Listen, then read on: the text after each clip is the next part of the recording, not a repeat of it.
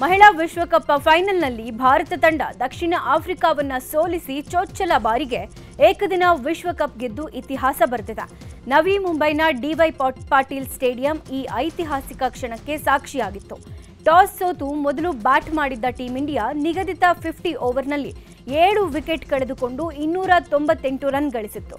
ಈ ಗುರಿಯನ್ನ ಬೆನ್ನು ಹತ್ತಿದ್ದ ದಕ್ಷಿಣ ಆಫ್ರಿಕಾ ತಂಡದ ವನಿತೆಯರು 45.3 ಓವರ್ನಲ್ಲಿ ಎಲ್ಲಾ ವಿಕೆಟ್ ಕಳೆದುಕೊಂಡು ಸೋಲಿಗೆ ಶರಣಾದರು.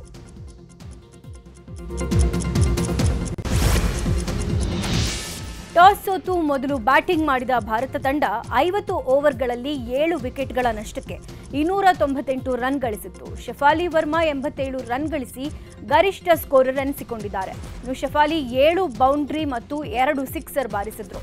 ಇವರಿಗೆ ಸಾಥ್ ನೀಡಿದ ದೀಪ್ತಿ ಶರ್ಮಾ 58 ರನ್, ಸ್ಮೃತಿ ಮಂದಾನ 45, ರಿಚಾ ಘೋಷ್ 34, ಹರ್ಮನ್ ಪ್ರೀತ್ ಕೌರ್ 20, ಜಮೀಮಾ ರೋಡ್ರಿಗಸ್ 24 ರನ್ ಗಳಿಸಿದ್ರು.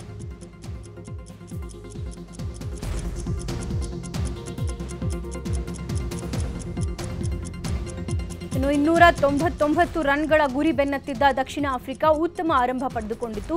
ಮೊದಲ ವಿಕೆಟ್ಗೆ ಈ ಜೋಡಿ 51 ರನ್ಗಳ ಜೊತೆಯಾಟ ನೀಡಿತ್ತು. ಆದರೆ ಬ್ರಿಟ್ಸ್ 23 ರನ್ ಗಳಿಸಿದ್ದ ವೇಳೆ ರನ್ಔಟ್ ಆದರು. ನಂತರ ಬಂದ ಬಾಷ್ ಖಾತೆ ತೆರೆಯದೆ ಪೆವಿಲಿಯನ್ಗೆ ಮರಳಿದ್ದಾರೆ.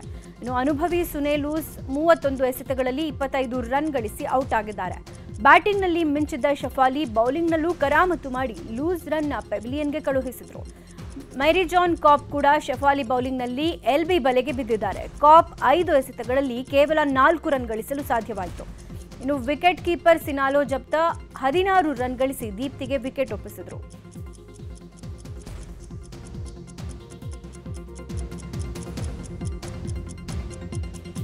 ಇತ್ತ ಕ್ರಿಕೆಟಿಗ ರೋಹಿತ್ ಶರ್ಮಾ ಕೂಡ ನಿನ್ನೆ ಮ್ಯಾಚ್ ನೋಡೋಕೆ ಸ್ಟೇಡಿಯಂಗೆ ಆಗಮಿಸಿದ್ರು. ಮಹಿಳಾ ಮ್ಯಾಚ್ ಆರಂಭದಿಂದಲೂ ಸ್ಟೇಡಿಯಂನಲ್ಲೇ ಇದ್ದ ರೋಹಿತ್ ಟೀಂ ಇಂಡಿಯಾಗೆ ಚೀರ್ ಮಾಡ್ತಾ ಇದ್ರು. ಇನ್ನೊಂದೆಡೆ ಭಾರತ ವನಿತೆಯರ ತಂಡ ವಿಶ್ವಕಪ್ ಮುಡಿಗೇರಿಸಿಕೊಳ್ತಿದ್ದಂತೆ ರೋಹಿತ್ ಭಾವುಕರಾದರು.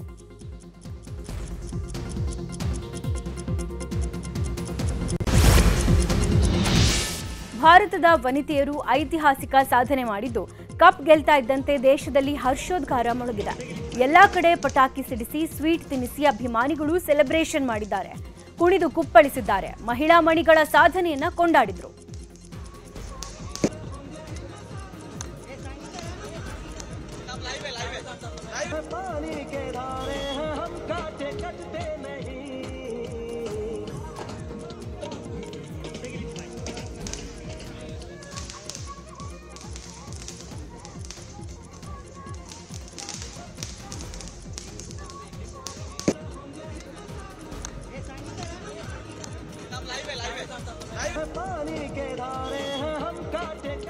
ಇನ್ನು ಮಹಿಳಾ ಮಣಿಗಳು ಚೊಚ್ಚಲ ಏಕದಿನ ವಿಶ್ವಕಪ್ ಟ್ರೋಫಿ ಮುಡಿಗೇರಿಸಿಕೊಂಡಿದ್ದಕ್ಕೆ ಪ್ರಧಾನಿ ನರೇಂದ್ರ ಮೋದಿ ಹಾಗೂ ಅಮಿತ್ ಶಾ ಶುಭಾಶಯ ಕೋರಿದ್ದಾರೆ. ಭಾರತ 298 ರನ್ ಗಳಿಸಿ ಎದುರಾಳಿಗಳನ್ನ ಹಿಮ್ಮೆಟ್ಟಿಸಿ ಪ್ರಶಸ್ತಿಯನ್ನ ಎತ್ತಿ ಹಿಡಿಯುವಲ್ಲಿ ಯಶಸ್ವಿಯಾಗಿದೆ. ಇದು ಭಾರತ ಮಹಿಳಾ ಕ್ರಿಕೆಟ್ಗೆ ಒಂದು ಸ್ಮರಣೀಯ ಕ್ಷಣ ಅಂತ ಬಣ್ಣಿಸಿದ್ದಾರೆ.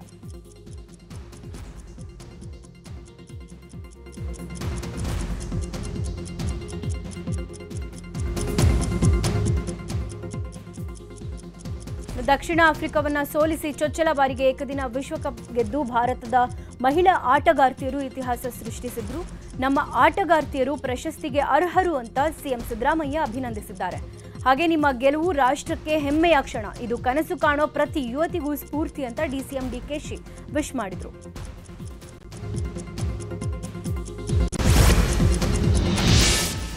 ರೋಹ್ಟಕ್ನಲ್ಲಿರುವ ಶಫಾಲಿ ವರ್ಮಾ ನಿವಾಸದಲ್ಲಿ ಸಂಭ್ರಮಾಚರಣೆ ಜೋರಾಗಿತ್ತು.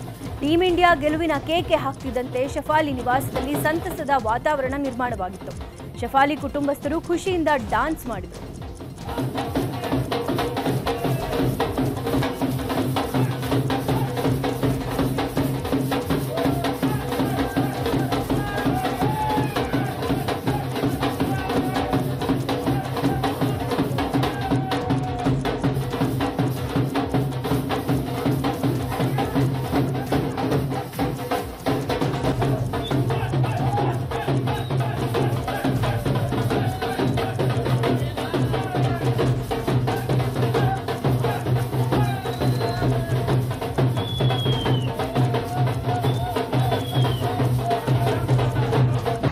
ಇತ್ತ ಮಧ್ಯಪ್ರದೇಶದ ಛತ್ರಪುರದಲ್ಲಿರುವ ಕ್ರಾಂತಿ ಗೌಡ್ ನಿವಾಸದಲ್ಲೂ ಸಂಭ್ರಮ ಮನೆ ಮಾಡಿದೆ. ಅದ ಟೀಂ ಇಂಡಿಯಾ ಗೆಲುವು ಸಾಧಿಸುತ್ತಿದ್ದಂತೆ ಕ್ರಾಂತಿಗೌಡ ಕುಟುಂಬಸ್ಥರು ಖುಷಿಯಿಂದ ಚೇರ್ ಮಾಡಿದ್ದಾರೆ.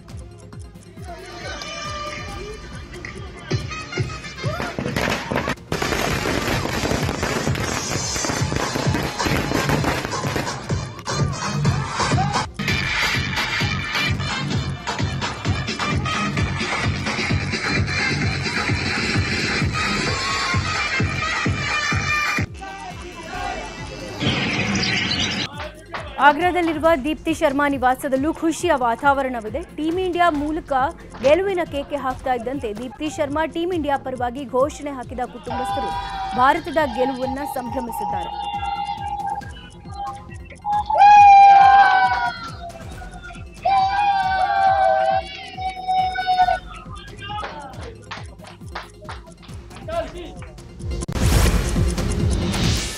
ವಿಶ್ವಕಪ್ ಕಿರೀಟ ಮುಡಿಗೇರಿಸಿಕೊಂಡ ಟೀಂ ಇಂಡಿಯಾ ಮಹಿಳಾ ಕ್ರಿಕೆಟ್ ತಂಡಕ್ಕೆ ಭರ್ಜರಿ ಗಿಫ್ಟ್ ಸಿಕ್ಕಿದೆ. ಹೊಸ ಇತಿಹಾಸ ಬರೆದ ತಂಡಕ್ಕೆ ಬರೋಬ್ಬರಿ 165 ಕೋಟಿ ಬಹುಮಾನ ಸಿಗಲಿದೆ. ಐಸಿಸಿಯಿಂದ 40 ಕೋಟಿ ಹಾಗೂ ಬಿಸಿಸಿಐನಿಂದ 125 ಕೋಟಿ ಬಹುಮಾನ ಘೋಷಣೆ ಆಗಿದೆ.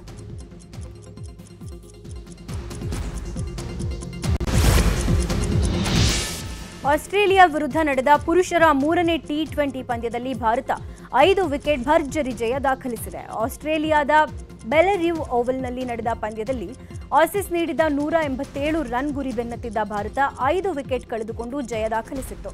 ವಾಷಿಂಗ್ಟನ್ ಸುಂದರ್ 49, ಅಭಿಷೇಕ್ ಶರ್ಮಾ 25, ಶುಭ್ಮನ್ ಗಿಲ್ 15, ಸೂರ್ಯಕುಮಾರ್ ಯಾದವ್ 24, ತಿಲಕ್ ವರ್ಮಾ 29 ರನ್ ಗಳಿಸಿದರು. ರೇಣುಕಾಸ್ವಾಮಿ ಕೊಲೆ ಕೇಸ್ನ ಆರೋಪಿಗಳ ಮೇಲೆ ಇಂದು ಚಾರ್ಜ್ ಫ್ರೇಮ್ ನಡೆಯಲಿದೆ. ಇದಕ್ಕಾಗಿ ಪ್ರಾಸಿಕ್ಯೂಷನ್ ವಕೀಲರು ಸಿದ್ಧತೆ ಮಾಡಿಕೊಂಡಿದ್ದಾರೆ. ಇವತ್ತು ದರ್ಶನ್, ಪವಿತ್ರಾ ಗೌಡ, ಅನುಕುಮಾರ್, ಜಗದೀಶ್, ಲಕ್ಷ್ಮಣ್, ನಾಗರಾಜ್ ಸೇರಿದಂತೆ ಎಲ್ಲರೂ ಹಾಜರಾಗಲೇಬೇಕಿದೆ.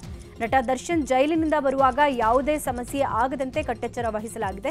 ದರ್ಶನ್ ಅನ್ನ ಜೈಲಿನಿಂದ ಬಿಗಿ ಭದ್ರತೆ ಮೂಲಕ ಜೈಲಧಿಕಾರಿಗಳು ಕೋರ್ಟ್ಗೆ ಕರೆತರಲಿದ್ದಾರೆ.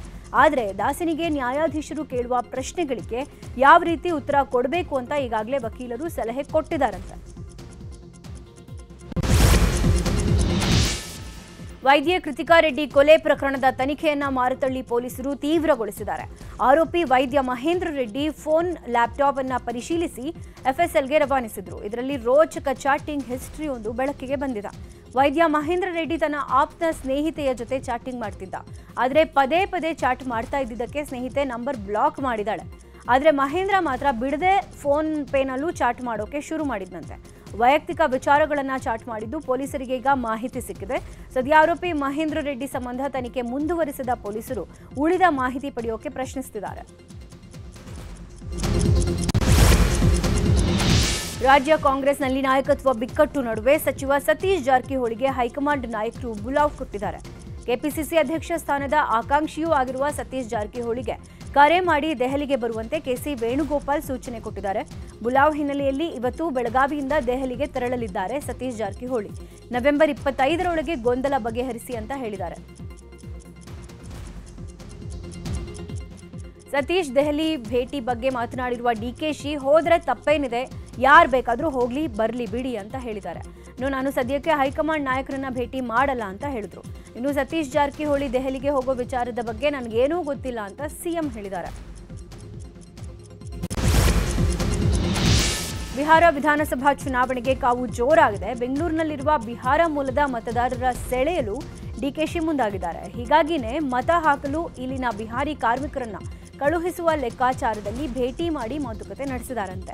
ಮಹಾಗಠಬಂಧನ್ ಪರವಾಗಿ ಮತ ಹಾಕುವಂತೆ ಮನವಿ ಮಾಡಿದ್ದಾರೆ. ಹಾಗೆ ಸಂಘ ಸಂಸ್ಥೆಗಳು ಅವರಿಗೆ ಮತ ಹಾಕೋಕೆ ರಜದ ವ್ಯವಸ್ಥೆಯನ್ನ ಮಾಡಿಕೊಡ್ಬೇಕು ಅಂತ ಹೇಳಿದ್ದಾರೆ. ಇನ್ನು ಸಿಎಂ ಬದಲಾವಣೆ ವಿಚಾರವಾಗಿ ಮಾತನಾಡಿದ ಸಚಿವ ಜಮೀರ್, ಟಗರಿಗೆ ಟಕ್ಕರ್ ಕೊಡೋರು ಯಾರೂ ಇಲ್ಲ ಅಂತ ಹೇಳಿದ್ದಾರೆ. ಸಿದ್ದರಾಮಯ್ಯ ಇರೋವರೆಗೂ ಯಾರೂ ಸಿಎಂ ಸ್ಥಾನದಲ್ಲಿ ಕೂಡೋಕ್ ಸಾಧ್ಯ ಇಲ್ಲ. 2028ರವರೆಗೂ ಸಿದ್ದರಾಮಯ್ಯ ಅವರೇ ಸಿಎಂ ಆಗಿ ಮುಂದುವರಿತಾರೆ. ಜೊತೆಗೆ ಕೆಪಿಸಿಸಿ ಅಧ್ಯಕ್ಷ ಸ್ಥಾನವೂ ಖಾಲಿ ಇಲ್ಲ ಅಂತ ಹೇಳಿದ್ದಾರೆ.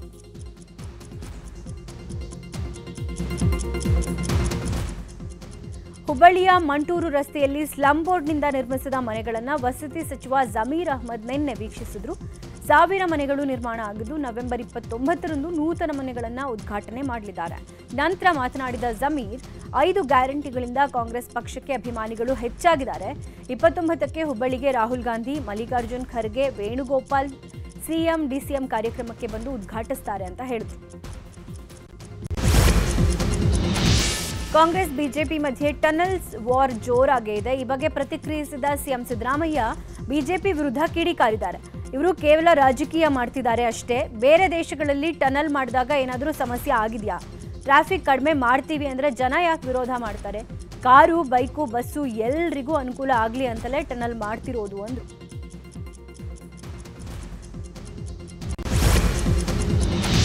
ಆರ್ಎಸ್ಎಸ್ ಪಥಸಂಚಲನದ ಅಂಕುಶದ ಸರ್ಕಾರದ ನಿರ್ಧಾರಕ್ಕೆ ನ್ಯಾಯಾಲಯ ತಡೆ ನೀಡಿದೆ. ಹೀಗಾಗಿ ಅಲರ್ಟ್ ಆದ ಆರ್ಎಸ್ಎಸ್ ಮುಂದಿನ ಹೋರಾಟಕ್ಕೆ ಸಜ್ಜಾಗಿದೆ. ಇವತ್ತು ಬೆಳಗ್ಗೆ 9 ಗಂಟೆಗೆ ಬೆಂಗಳೂರಿನಲ್ಲಿ ಸಂಘ ಪರಿವಾರ ಮತ್ತು ಬಿಜೆಪಿ ನಾಯಕರ ಬೈಠಕ್ ನಡೆಯುತ್ತೆ. ಪಥಸಂಚಲನ ಜಟಾಪಟಿ, ಸಂಘದ ವಿರುದ್ಧ ಕಾಂಗ್ರೆಸ್ ನಾಯಕರ ಹೇಳಿಕೆಗಳ ಬಗ್ಗೆ ಚರ್ಚೆ ನಡೆಯುತ್ತೆ. ಇನ್ನು ಜೊತೆಗೆ ತಮ್ಮದೇ ಪಕ್ಷದೊಳಗೆ ಕುರ್ಚಿ ಕಲಹ ಜೋರಾಗುವ ಹಿನ್ನೆಲೆಯಲ್ಲಿ ಜನಾಂದೋಲನ, ಜನಾಭಿಪ್ರಾಯ ರೂಪಿಸುವ ಬಗ್ಗೆ ಬಿಜೆಪಿಗೆ ಸೂಚನೆ ಸಾಧ್ಯತೆ ಇದೆ. ಅಲ್ಲದೆ ರಾಜ್ಯ ಸರ್ಕಾರದ ವಿರುದ್ಧ ಪರಿಣಾಮಕಾರಿ ಹೋರಾಟಕ್ಕೆ ಪ್ಲಾನ್ ಮಾಡೋಕೆ ಮುಂದಾಗಿದ್ದಾರೆ. ಬೆಳಗಾವಿ ಜಿಲ್ಲೆಯಲ್ಲಿ ಕಬ್ಬು ಬೆಳೆಗಾರರ ಹೋರಾಟದ ಕಿಚ್ಚು ಧಗಧಗಿಸುತ್ತಿದೆ. ಕಳೆದ 5 ದಿನಗಳಿಂದ ಕಬ್ಬು ಬೆಳೆಗಾರರು ನಿಗದಿ ಬೆಲೆಗಾಗಿ ಹೋರಾಟ ಮಾಡ್ತಿದ್ದಾರೆ. ರಾಜ್ಯ ಹೆದ್ದಾರಿಗಳು ಬಂದ್ ಆದರೂ ಕೂಡ ಸರ್ಕಾರ ಹಾಗೂ ಸಕ್ಕರೆ ಸಚಿವರು ತಲೆ ಕೆಡಿಸಿಕೊಳ್ತಾ ಇಲ್ಲ. ಜಿಲ್ಲೆಯಲ್ಲಿರುವ 26 ಸಕ್ಕರೆ ಕಾರ್ಖಾನೆಗಳ ಮಾಲೀಕರು ಮೊಂಡುತನ ಪ್ರದರ್ಶನ ಮಾಡ್ತಿದ್ದಾರೆ. ಕಬ್ಬಿಗೆ 3,500 ರೂಪಾಯಿ ದರ ನಿಗದಿಪಡಿಸಬೇಕು ಅಂತ ಒತ್ತಾಯಿಸಿದ್ರು ಕೂಡ 3,100 ರೂಪಾಯಿ ದರ ನೀಡೋದಾಗಿ ಕಾರ್ಖಾನೆ ಮಾಲೀಕರು ಹೇಳ್ತಿದ್ದಾರೆ.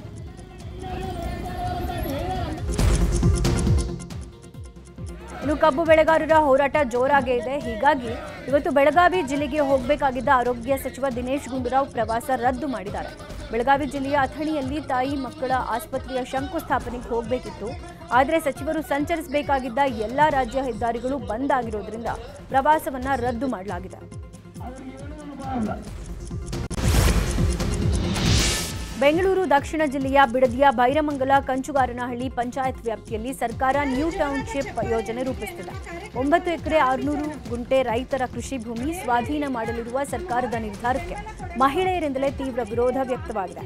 ಬೈರಮಂಗಲದಲ್ಲಿ ನಡೆದ ಮಹಿಳಾ ಸಮಾವೇಶದಲ್ಲಿ ಹಿರಿಯ ರೈತ ಹೋರಾಟಗಾರ್ತಿಯರಾದ ಅನಸೂಯಮ್ಮ ಮಾತನಾಡಿ ಸರ್ಕಾರಕ್ಕೆ ಸ್ಪಷ್ಟ ಎಚ್ಚರಿಕೆ ಕೊಟ್ಟರು. ಯಾವುದೇ ಕಾರಣಕ್ಕೂ ಭೂಮಿಯನ್ನ ಕೊಡೋದಿಲ್ಲ, ಯೋಜನೆಯನ್ನ ಕೂಡಲೇ ಕೈ ಬಿಡಬೇಕು ಅಂತ ಆಗ್ರಹಿಸಿದರು. ಪೌರಾಡಳಿತ ಸಚಿವ ರಹೀಂ ಖಾನ್ ತವರು ಕ್ಷೇತ್ರ ಬೀದರ್ನಲ್ಲಿ ಮಹಾನಗರ ಪಾಲಿಕೆ ಅಧಿಕಾರಿಗಳು ಲಕ್ಷ ಲೂಟಿ ಮಾಡಿರೋ ಆರೋಪ ಕೇಳಿಬಂದಿದೆ. ಕಾಮಗಾರಿ ಆಗದೇ ಇದ್ರೂ ಹಣ ಲೂಟಿ ಮಾಡಿದ್ದಾರೆ ಅಂತ ಆರೋಪ ಮಾಡಲಾಗಿದೆ. ಕಾಮಗಾರಿ ಕೈಗೊಳ್ಳದೆ ವಿದ್ಯುತ್ ಚಿತಾಗಾರ ನಿರ್ಮಿಸದೆ ಲಕ್ಷಾಂತರ ಹಣ ನುಂಗಿದ್ದಾರಂತೆ. ಹಾಗೆ 2023-24ನೇ 15ನೇ ಹಣಕಾಸು ಯೋಜನೆಯ 50 ಲಕ್ಷ ರೂಪಾಯಿ ಕೊಳ್ಳೆ ಹೊಡೆದಿದ್ದಾರಂತೆ. ಹೀಗಾಗಿ ಅಕ್ರಮದ ಕುರಿತು ಸಮಗ್ರ ತನಿಖೆ ನಡೀಬೇಕು ಅಂತ ತಪ್ಪಿತಸ್ಥರ ವಿರುದ್ಧ ಕಾನೂನು ಕ್ರಮ ಕೈಗೊಳ್ಳಬೇಕು ಅಂತ ಪಾಲಿಕೆಯ ಸದಸ್ಯರು ಒತ್ತಾಯಿಸಿದ್ದಾರೆ. ಕುಡಿಯೋ ನಲ್ಲಿಯಲ್ಲಿ ನೀರು ಬರುತ್ತೆ ಅಂತ ನಲ್ಲಿ ಆನ್ ಮಾಡಿದ ಜನರಿಗೆ ಶಾಕ್ ಎದುರಾಗಿದೆ. ನೀರು ಬರೋ ಬದಲು ಹೊಗೆ ಬಂದಿದ್ದು ನೋಡಿ ರಾಮನಗರದ ಎಂಜಿ ರಸ್ತೆಯ ಜನ ಬೆಚ್ಚಿ ಬಿದ್ದಿದ್ದಾರೆ. ನೆಲದಲ್ಲಿ ಅಳವಡಿಸಿರೋ ವಿದ್ಯುತ್ ವೈರ್ಗಳು ಸ್ಪಾರ್ಕ್ಗೊಂಡು ಹೊಗೆ ಬಂದಿರುವ ಶಂಕೆ ವ್ಯಕ್ತವಾಗ್ತಾ ಇದೆ.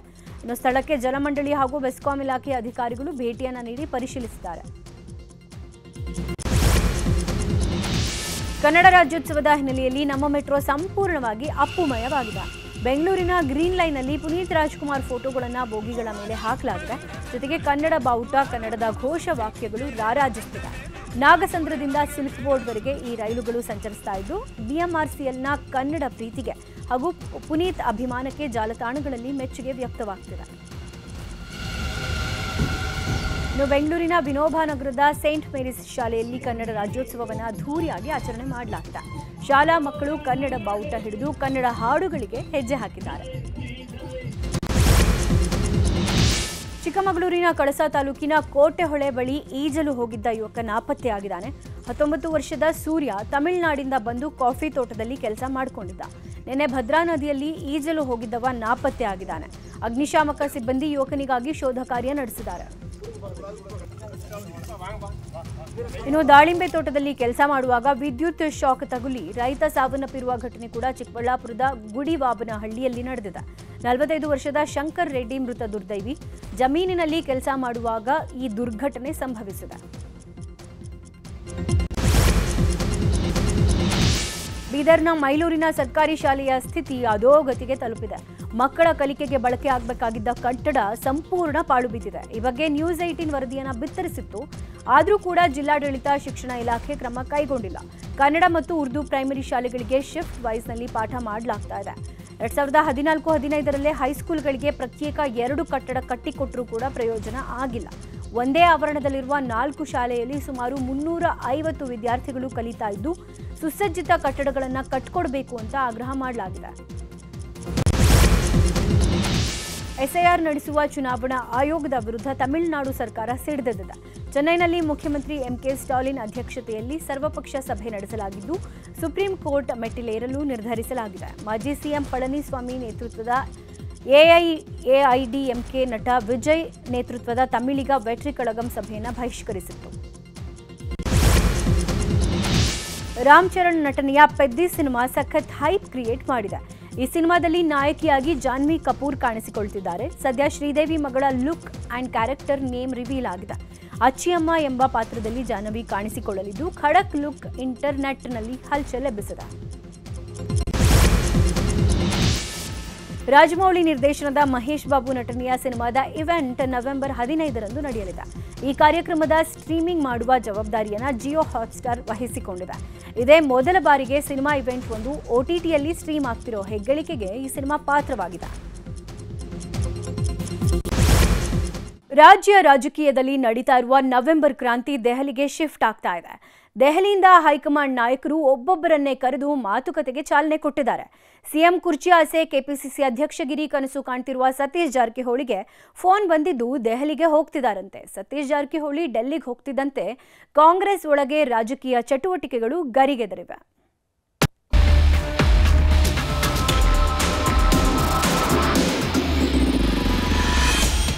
ನವೆಂಬರ್ ಕ್ರಾಂತಿ, ನವೆಂಬರ್ ಕ್ರಾಂತಿ, ನವೆಂಬರ್ ಕ್ರಾಂತಿ. ಇದು ರಾಜ್ಯ ರಾಜಕೀಯದಲ್ಲಿ ಪ್ರತಿದಿನ ಪ್ರತಿಕ್ಷಣವೂ ಸದ್ದು ಮಾಡುತ್ತಾ ಸುದ್ದಿಯಲ್ಲಿರೋ ವಿಷಯ. 140 ಶಾಸಕರ ಬಹುಮತ ಕಾಂಗ್ರೆಸ್ ಸರ್ಕಾರಕ್ಕೆ 2.5 ವರ್ಷ ತುಂಬುತ್ತಿದೆ. 140 ಶಾಸಕರಲ್ಲಿ 34 ಸಚಿವರುಗಳಿದ್ರು. ಉಳಿದ ಶಾಸಕರಿಗೂ ಸಚಿವ ಸ್ಥಾನದ ಅವಕಾಶ ಕೊಡಬೇಕು ಅನ್ನೋದು ಮೊದಲಿನಿಂದಲೂ ಎದ್ದಿದ್ದ ಕೂಗು. ಹೀಗಾಗಿನೇ ಸರ್ಕಾರಕ್ಕೆ 2.5 ವರ್ಷ ಆಗ್ತಿದ್ದಂತೆ ಸಂಪುಟ ಪುನರಚನೆಗೆ ಕಾಂಗ್ರೆಸ್ನ ದೆಹಲಿ ನಾಯಕರು ನಿರ್ಧಾರ ಮಾಡಿದ್ದಾರೆ. ಈಗಾಗಲೇ ಸಂಪುಟ ಪುನರಚನೆಯಲ್ಲಿ ಯಾವ ಸಚಿವರನ್ನ ಉಳಿಸ್ಕೊಳ್ಬೇಕು, ಯಾವ ಸಚಿವರನ್ನ ಸಂಪುಟದಿಂದ ಕೈಬಿಟ್ಟು ಯಾವ ಶಾಸಕರಿಗೆ ಸಚಿವ ಸ್ಥಾನ ಕೊಡಬೇಕು ಅನ್ನೋದು ಬಹುತೇಕ ಚರ್ಚೆನೂ ಆಗಿ ಹೋಗಿದೆ. ಆದರೆ ಸಂಪುಟ ಪುನರಚನೆ ಜೊತೆ ಈ ಸಲ ಮುಖ್ಯಮಂತ್ರಿ ಸ್ಥಾನದ ಮೇಲೆ ಡಿಕೆ ಶಿವಕುಮಾರ್ ಕಣ್ಣಿಟ್ಟಿದ್ದು, ಸಿದ್ದರಾಮಯ್ಯನವರ ಜಾಗಕ್ಕೆ ಡಿಸಿಎಂ ಬರ್ತಾರೆ ಅಂತ ಬಿಜೆಪಿ ನಾಯಕರು ಜೊತೆಗೆ ಕಾಂಗ್ರೆಸ್ನ ಅನೇಕರು ಹೇಳಿಕೆ ಕೊಡುತ್ತಿದ್ದಾರೆ. ಇನ್ನೊಂದು ಕಡೆ ಕೆಪಿಸಿಸಿ ಅಧ್ಯಕ್ಷ ಸ್ಥಾನವೂ ಬದಲಾವಣೆ ಆಗುತ್ತೆ ಅನ್ನೋ ಚರ್ಚೆಗಳೂ ಜೋರಾಗಿವೆ. ಈಗ ಇದೇ ನವೆಂಬರ್ ಕ್ರಾಂತಿಗೆ ಜೀವ ಸಿಕ್ಕಿದೆ. ನೆಕ್ಸ್ಟ್ ಸಿಎಂ ರೇಸ್ನಲ್ಲಿರುವ ಕೆಪಿಸಿಸಿ ಅಧ್ಯಕ್ಷ ಸ್ಥಾನದ ಮೇಲೆ ಕಣ್ಣಿಟ್ಟಿರುವ ಸಿದ್ದರಾಮಯ್ಯನವರ ಪರಮಾಪ್ತ ಸಚಿವ ಸತೀಶ್ ಜಾರಕಿಹೊಳಿ ಅವರಿಗೆ ದೆಹಲಿಯಿಂದ ಪುಲಾವ್ ಬಂದಿದೆ. Satish ji, please come to Delhi. ಜಾರಕಿಹೊಳಿಗೆ ಕೆಸಿ ವೇಣುಗೋಪಾಲ್ ಪುಲಾವ್. ಸಿಎಂ ರೇಸ್ನಲ್ಲಿ ಈಗ ನಾನಿಲ್ಲ, ಏನಿದ್ರೂ 2028ಕ್ಕೆ ಅಂತ ಈಗಾಗಲೇ ಸತೀಶ್ ಜಾರಕಿಹೊಳಿ ಅವರು ಹೇಳಿದ್ದಾರೆ. ಜೊತೆಗೆ ಸಂಪುಟ ಪುನರಚನೆ ಆಗುತ್ತೆ ಅಂತಾನೂ ಸಚಿವ ಸತೀಶ್ ಜಾರಕಿಹೊಳಿ ಹೇಳಿಕೆ ಕೊಟ್ಟಾಗಿದೆ. ಆದರೆ 2028ಕ್ಕೆ ಸಿಎಂ ಆಗೋ ಮೊದಲು ಕೆಪಿಸಿಸಿ ಅಧ್ಯಕ್ಷ ಸ್ಥಾನ ಅಲಂಕರಿಸಬೇಕು ಅನ್ನೋದು ಸತೀಶ್ ಜಾರಕಿಹೊಳಿ ಅವರ ಕನಸು. ಕೆಪಿಸಿಸಿ ಅಧ್ಯಕ್ಷರಾಗೋ ಬಗ್ಗೆ ಹಲವು ಸಲ ಸತೀಶ್ ಜಾರಕಿಹೊಳಿ ಪರೋಕ್ಷವಾಗಿ ಆಸೆನೂ ವ್ಯಕ್ತಪಡಿಸಿದ್ರು. ಹೈಕಮಾಂಡ್ ಮುಂದೆಯೂ ಬೇಡಿಕೆಗಳನ್ನ ಇಟ್ಟಿದ್ರು ಅಂತ ಸಾಕಷ್ಟು ಸಲ ಸುದ್ದಿಯಾಗಿದೆ.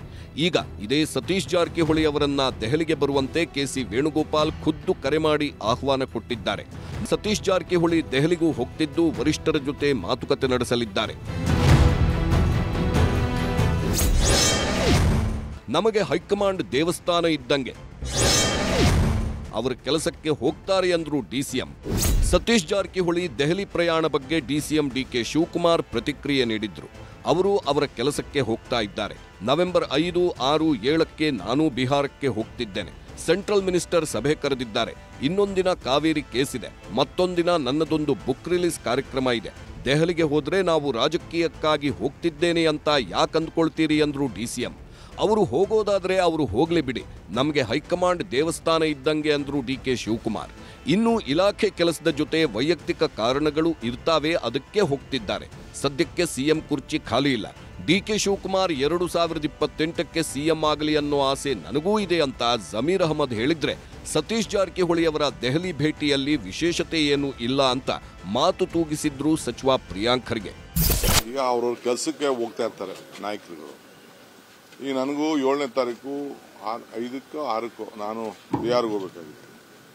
ಆಮೇಲೆ ನಮ್ಮ ಸೆಂಟ್ರಲ್ ಯೂನಿಯನ್ ಮಿನಿಸ್ಟರ್ ಬೇರೆ ಒಂದು ಮೀಟಿಂಗ್ ಕರೆದುಬಿಟ್ಟವ್ರೆ, ಅರ್ಬನ್ ಡೆವಲಪ್ಮೆಂಟ್ ಮಿನಿಸ್ಟರ್. ತಿರ್ಗಾ ಇನ್ನೊಂದಿನ ಮಧ್ಯ ಈ ನಮ್ಮ ಕಾವೇರಿದು ಕೇಸ್ ಬಂದ್ಬಿಟ್ಟಿದೆ 6ನೇ ತಾರೀಕು. ಈ ಹೋದ ತಕ್ಷಣ ನಾವು ರಾಜಕೀಯಕ್ಕೆ ಹೋಗ್ತೀವಿ ಅಂತ ನೀವು ಹೋಗಿ ಬರ್ಲಿ ಬಿಡಿ.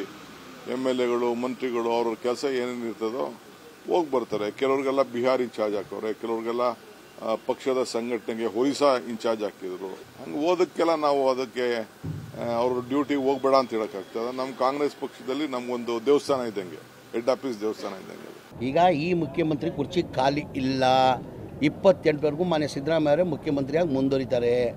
APCC ಅಧ್ಯಕ್ಷನೂ ಕುರ್ಚಿ ಖಾಲಿ ಇಲ್ಲ ಅಂತ ಹೇಳಿದ್ದೀನಿ. ಮಾನ್ಯ DK ಶಿವಕುಮಾರ್ ಆ ಕುರ್ಚಿಯಲ್ಲಿ ಕೂತಿದ್ದಾರೆ. ಅವತ್ತಿಂದ ಪಕ್ಷಕ್ಕೆ ಹೋರಾಟ ಮಾಡ್ಕೊಂಡು ಬಂದಿದ್ದಾರೆ. ಪಕ್ಷದ ದುಡಿಮೆ ಇದೆ. ಹಾಗೆ ಅವರು ಮುಖ್ಯಮಂತ್ರಿ ಆಗಬೇಕಂತ ಭಾವಿಸ್ತಾರೆ. ನಾವು ಸಿದ್ದರಾಮಯ್ಯ ಆದಮೇಲೆ 28 ಆದಮೇಲೆ ಮಾನ್ಯ DK ಶಿವಕುಮಾರ್ ಮುಖ್ಯಮಂತ್ರಿ ಆಗಬೇಕಂತ ನಾವು ಭಾವಿಸ್ತೇವೆ. DK ಶಿವಕುಮಾರ್ ಸಾಹೇಬರು ಕೂಡ ಹೇಳಿದ್ದಾರೆ, ನಾವೇನು ಇದು ಹೈಕಮಾಂಡ್ ಅವರ ಆದೇಶಕ್ಕೆ ಕಾಯ್ತಾ ಇದ್ದೀವಿ, ಅವ್ರು ಯಾವಾಗ ತೀರ್ಮಾನಗಳು ತಗೋತಾರೆ ಅದ್ರ ಪ್ರಕಾರ ನಾವು ನಡ್ಕೋತೀವಿ ಅಂತಲೇ ಹೇಳಿದ್ದಾರೆ. ಅವರ ಒಂದು ಈ ಸರ್ಕಾರ ನಮ್ಮ ಪಕ್ಷ ವಾಪಸ್ ಬರಬೇಕಾದ ಅಧಿಕಾರಕ್ಕೆ ಬರಬೇಕಾದ್ರೆ ಅವ್ರದ್ದಾದಂಥ ಅಪಾರವಾದಂಥ ಕೊಡುಗೆ ಇದೆ ಅಧ್ಯಕ್ಷರಾಗಿ. ಸೊ ಅವರು ಮತ್ತು ರಣದೀಪ್ ಸಿಂಗ್ ಸುರ್ಜೇವಾಲಾ ಅವರು, KC ವೇಣುಗೋಪಾಲ್ ಅವರು ಕೂತಿ ಮಾತಾಡಿ ಅದೇನಿದೆ ಪಕ್ಷದ ಹಿತದೃಷ್ಟಿಯಿಂದ ಅವರು ಅಲ್ಲಿ ಮೇಲೆ ಮಾತಾಡ್ಕೋತಾರೆ. But whatever it will ಯಾವಾಗ ಏನಾಗಬೇಕು ಹೈಕಮಾಂಡ್ ತೀರ್ಮಾನ ಆಗ್ತದೆ. ಸೊ ಸತೀಶ್ ಜಾರಕಿಹೊಳಿ ಅವರು ದೆಹಲಿಗೆ ಹೋಗ್ತಿರೋದು ಕನ್ಫರ್ಮ್ ಆಗಿದೆ. ಆದ್ರೆ ಯಾವ ಕಾರಣಕ್ಕೆ ಹೋಗ್ತಿದ್ದಾರೆ ಅನ್ನೋ ಗುಟ್ಟನ್ನ ಯಾರೂ ಬಿಟ್ಟು ಕೊಡ್ತಿಲ್ಲ. ಆದ್ರೆ ಕಾಂಗ್ರೆಸ್ ಪಕ್ಷದಲ್ಲಿ ಕ್ರಾಂತಿ ಆಗುತ್ತಾ ಅಥವಾ ಸರ್ಕಾರದಲ್ಲಿ ಕ್ರಾಂತಿ ಆಗುತ್ತಾ, ಎಲ್ಲಿಂದ ಬದಲಾವಣೆ ಶುರುವಾಗುತ್ತೆ ಅನ್ನೋದು ಸದ್ಯಕ್ಕೆ ನಿಗೂಢವಾಗಿದೆ. Bureau report, news 18. ಬೆಂಗಳೂರು ಅಭಿವೃದ್ಧಿ ಸಚಿವ ಡಿಕೆಶಿ ಅವರ ಕನಸಿನ ಟನಲ್ ರೋಡ್ ಯೋಜನೆಗೆ ಭಾರೀ ವಿರೋಧ ವ್ಯಕ್ತ ಆಗ್ತಾ ಇದೆ. ಬಿಜೆಪಿ ನಾಯಕರು ಟನಲ್ ರೋಡ್ ಬೇಡ ಅಂತ ಆಗ್ರಹಿಸಿ ಪ್ರತಿಭಟನೆಯನ್ನ ಶುರು ಮಾಡಿಕೊಂಡಿದ್ದಾರೆ. ಮತ್ತೊಂದು ಕಡೆ ಕಾಂಗ್ರೆಸ್ ನಾಯಕರು ಕಮಲ ಕಲಿಗಳಿಗೆ ತಿರುಗೇಟು ಕೊಡ್ತಾ ಇದ್ದು ಸಮರ ಜೋರಾಗೇ ಇದೆ.